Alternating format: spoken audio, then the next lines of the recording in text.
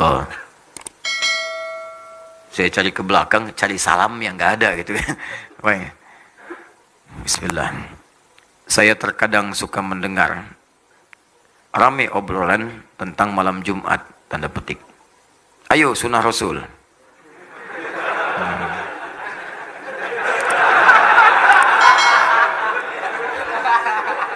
Paham nggak? Hah? Ya berdoa aja dulu ya. Ya, berdoa yang serius. Mudah-mudahan ya 2 hari sebelum kiamat lah bisa nikah ya. Insya Allah. Ayo sunnah Rasul, malam Jumat ayo sunnah Rasul. Nah, yang saya tahu hadis yang menyebutkan itu ternyata hadis maudhu. Benarkah? Katanya tahu, engkau nanya itu mah itu. Ya, yang saya tahu hadis yang menyebutkan itu ternyata hadis maudhu. Benarkah? Nah. Sedangkan berhubungan intim suami istri tidak hanya malam Jumat saja, alias kapanpun saja harinya bebas.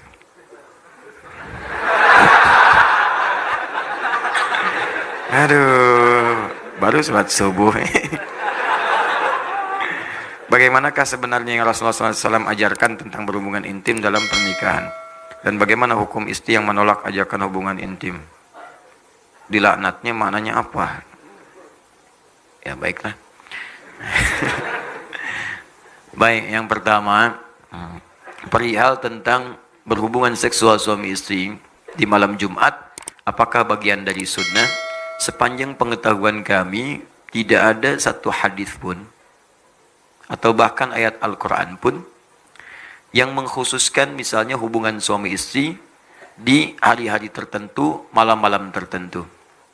Ya, tidak ada di hari-hari tertentu, malam-malam tertentu. Sehingga Syekh Wahbah Az-Zuhaili, Allah yarham, dalam kitabnya Al-Fiqhul Islami wa Adillatuh, saya sarankan kalau ada rezeki beli kitab ini. Sudah ada terjemahan dalam bahasa Indonesia. Ini bagus sekali. Komparasi fikih Islam, dalil-dalilnya lengkap. Itu salah satu guru kami. Saya diantaranya mengaji fikih kepada Syekh Wahbah Az-Zuhaili. Ini orang hebat nih. Disebut As-Suyutil Mu'asir. Imam Suyutinya kontemporer. Jadi kalau bicara biasa, tapi kalau nulis hampir di setiap bidang ilmu, beliau ada tulisannya. Banyak tulisannya itu. Syekh Wahbah Az-Zuhaili. Beliau menuliskan dalam kitabnya Al-Fiqhul Islami wa Adillatuh, cetakan tahun 1985. Beliau sampaikan, walaysa minas sunnati, awas, walaysa minal sunnati al-jima' fi layalin muayyanah. Dan tidak tersebut dalam sunnah itu, ya terdapatnya kemudian isyarat hubungan seksual suami istri di malam-malam khusus. Misal di malam Jumat saja, atau di malam Sabtu saja, ya, atau di malam misalnya Senin saja, tidak disebutkan. Ya, tidak disebutkan. Bahkan ketika ayat Al-Quran turun itu bahkan di malam-malam Ramadan pun, ya, itu kalau misalnya terjadi hasrat itu diperkenankan. Ya, sepanjang waktunya diatur yang tidak kemudian bertabrakan dengan ibadah-ibadah tertentu. Apa dalilnya? Quran surah kedua Al-Baqarah ayat 187, paling kanan sebelah atas. Ya, uhilla lakum lailatus siyami rafathu ila nisaikum hunna libasul lakum wa antum libasul lahun. Ya, dihalalkan bagi kalian kalau ingin bercumbu suami istri di malam-malam Ramadan, silakan saja. Silakan. Cuma dilakukan di waktu-waktu yang baik. Ya, dia pakaianmu, kamu pakaiannya. Berhubunganlah dengan baik. Ya, dengan cara yang elok dan seterusnya. Jadi tidak ada waktu-waktu yang spesial. Adapun mungkin tafsiran ini terkait dengan keterangan Nabi sallallahu alaihi wasallam di hadis riwayat At-Tirmidzi. At-Tirmidzi nama aslinya Muhammad, bapaknya namanya Isa. Muhammad bin Isa tumbuh berkembang sampai wafat di Tirmidz, dikenal dengan At-Tirmidzi. Menyampaikan riwayat dalam kitab yang nomor hadis 496. Ya, man ightasala fi yaumil jumu'ati wa ghassala wa kabbara, ya, wabtakara. Siapa yang mandi di hari Jumat, mandinya sempurna hari Jumat, mandinya sempurna, dibasuh awal sampai akhirnya. Ya, ghassala itu biasanya dalam bab fikih al-ghuslu seperti mandi junub, sempurna gitu kan. Ya, jadi teliti, rapi, ya, dari wudhu terlebih dahulu, kemudian rapi dari atas sampai bawah, sempurna dibersihkan. Itu ghassala. Ya, ghassala yughassilu. Ghuslun babul ghusli, bab mandi secara menyeluruh. Ya, babul janabah, bab mandi dalam janabah. Babul ghuslu, mandinya itu mandi terkait dengan janabah. Ghassala diartikan itu. Siapa yang sebelum berangkat Jumat mandi, mandinya seperti orang mandi junub, sempurna dia. Kemudian dia berangkat ke Jumat di awal waktu, mengambil saf paling depan. Ada yang nafsirkan di awal waktu, ada yang nafsirkan mengambil saf paling depan, sepanjang tidak mengganggu saudaranya. Menafsirkan saf paling depan itu, bukan Anda kemudian melihat peluang di situ, kemudian menerobos orang, sampai orang tidak nyaman. Ya, punten, saf pertama nih, saf pertama, bukan. Ya, datang di awal, duduk dengan nyaman. Ada orang datang, berikan ke lapangan. Bukan Anda datang terlambat, menerobos saf paling depan. Sudah penuh, Pak. Urusan penuh, urusan Anda. Urusan saya dengan malaikat nih. Wah, pengen dicatat depan, unta. Ya. Baik. Nah, itu nggak dibenarkan. Lalu dia datang saat pertama. Duduk dia, mendengarkan khutbah dengan benar sampai selesai. Maka orang ini seperti mendapatkan ibadah puasa dan sholat selama setahun penuh. Dapat pahala orang puasa dan sholat malam selama setahun penuh. Cuman Jumat itu seperti hadis sahih. Termasuk oleh Syekh Al-Albani. Sahih hadisnya. Jadi kalau Anda berangkat di hari Jumat, Jumat itu peluang banyak pahalanya. Banyak sekali. Dari wudhunya, dari mandinya, dari macam-macamnya, dari berangkatnya sampai masuknya dicatat pahalanya, sampai sholawatnya, sampai istighfarnya, sampai berdoanya. Bahkan pasca Jumat pun ada doa khusus yang kalau Anda berdoa dengan benar sulit untuk ditolak. Hafal doanya?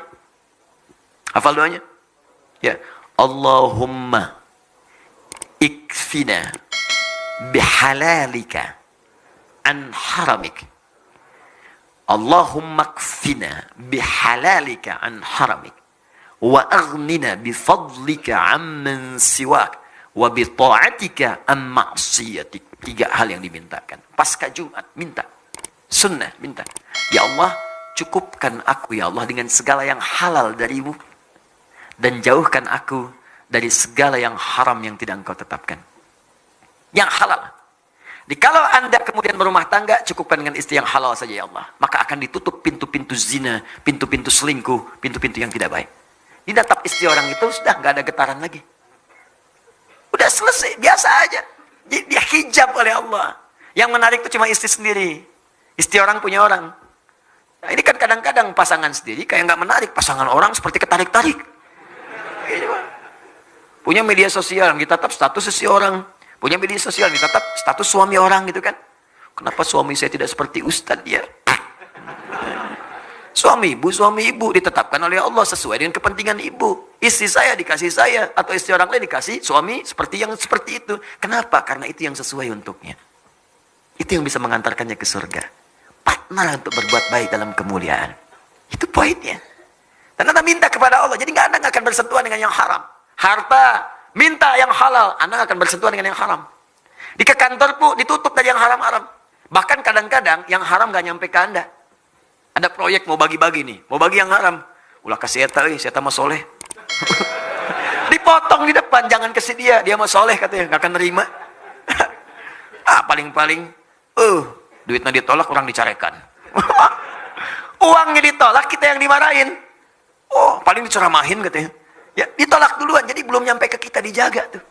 Ada aja pokoknya alasan-alasannya, nggak nyampe, ditolak, ditahan oleh Allah, tahan. Jadi kalau Anda baca dari Jumat ke Jumat, aman Anda, setiap pekan Anda dalam keadaan aman. Rizki halal, pasangan halal, perbuatan halal. Jadi dijaga dengan yang halal, dijauhkan dari yang haram. Masya Allah. Wa aghnina bifadlika amman siwa. Ya Allah, saya ingin Engkau berikan yang paling utama darimu saja, saya nggak ingin dari yang lain. Maka kita minta kepada Allah yang paling utama. Jadi kalau di kantor ada sesuatu yang baik, kita dapat yang paling utama. Kalau ada surga dijanjikan untuk kita dapat yang paling utama surganya. Kalau rizki ada untuk kita, yang paling utama. Kalau di kampus belajar, dapat kampus yang paling utama untuk maslahat kita.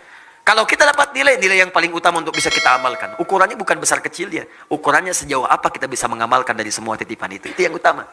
Boleh jadi bagi saya, sepeda utama. Bagi Anda, motor yang utama. Kenapa? Karena ukuran untuk menjaga amanahnya seperti apa kita bisa mengamalkannya. Itu poinnya. Jangan sampai minta mobil, tapi nggak bisa menjaga amanah. Begitu pulang berat titipan Anda. Hati-hati. Orang itu nggak punya sepeda, mimpi punya motor, belum pernah mobil apalagi. Tapi ke masjid, sendalnya dipakai, berangkat 2 kilo jalan kaki. Anda sepeda ada, mobil ada, motor ada. Bahkan bercita-cita punya pesawat. Ke masjid aja nggak pernah dipakai. Bagaimana hisapnya? Saya sering menyampaikan, kalau Allah titipkan amanah baru, pakai dulu untuk ibadah. Ada baju dikasih, pakai dulu untuk sholat, supaya hisapnya ringan. Pakai dulu. Di ketika dihisap di hari kiamat, mulut dikunci, ditanya, dipakai apa baju ini? Bajunya bersaksi, Allahumma saya bersaksi. Bersaksi ya Allah, saya pertama kali digunakan oleh si fulan untuk sujud kepadamu. Ringan hisab Anda, tenang hatinya. Jadi kan kadang-kadang baju baru, udah dijahit, beres semua, pakai, pakaian pertama undangan. Dihisab kemudian, di hari kiamat, apa yang kamu lakukan pertama kali? Undangan ya Allah. Saya undang kamu 5 kali sehari, kenapa kamu nggak datang? Kenapa nggak datang? Apa jawabannya?